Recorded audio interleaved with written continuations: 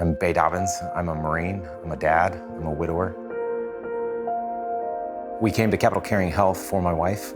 She was stricken with glioblastoma multiforme in 2017. She spent 14 months fighting the disease, and then for the last 6 weeks or so, maybe last month or so, she was in hospice care under Capital Caring Health.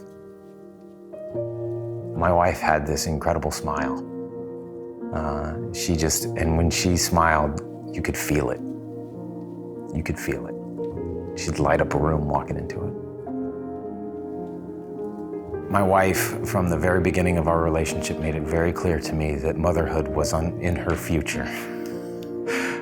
She wanted to be a mom. That's what she wanted to do. She wanted to raise children, and she did that with our 3 kids, and she did a great job. End of October, beginning of November, she checked into Inova and was there for the next 30 days or so. Going through another battery of radiation treatments. And then very shortly after checking in, she was essentially paralyzed on the left side of her body.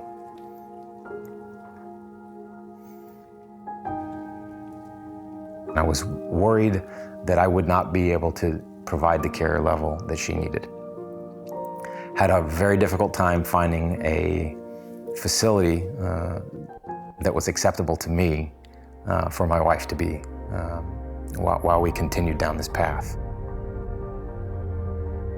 Through December and into January, I think we were still pretending that the end wasn't coming.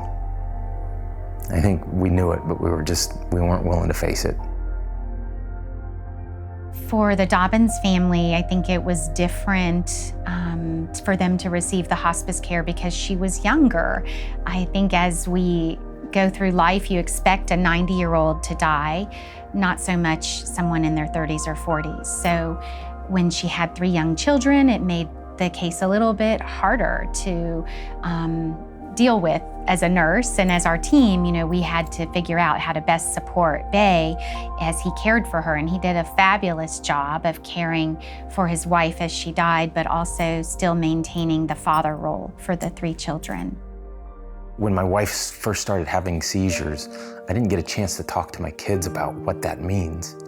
And Matthew was in there with her by himself when she had a seizure, and he didn't know what was going on.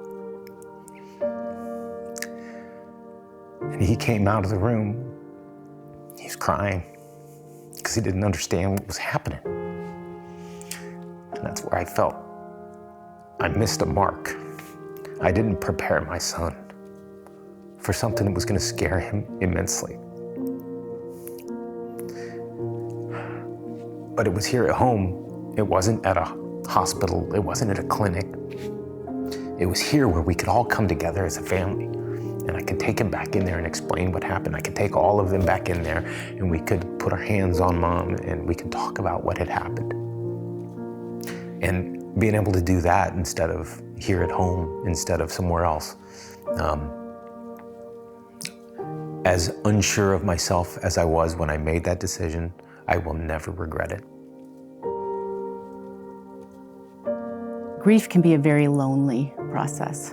It can be a lonely process for our team, and it's important for them to be able to process through losing patients every day. It's also important for our families to know that they're not alone, that there is hope. It just looks different than it did before. And so our purpose is to be there to support them and hold their hand and to give them that hope. The fact that my wife could be medically cared for and treated while I was trying to keep the family afloat in the place that we call home. In hindsight, I can't tell you how glad I am I did it.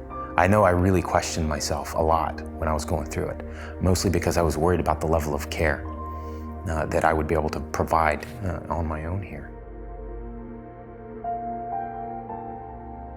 Just that whole team approach gives them the support so they're not alone or feeling alone in this process. What I really appreciated about the hospice care was that it wasn't just my wife that was being cared for.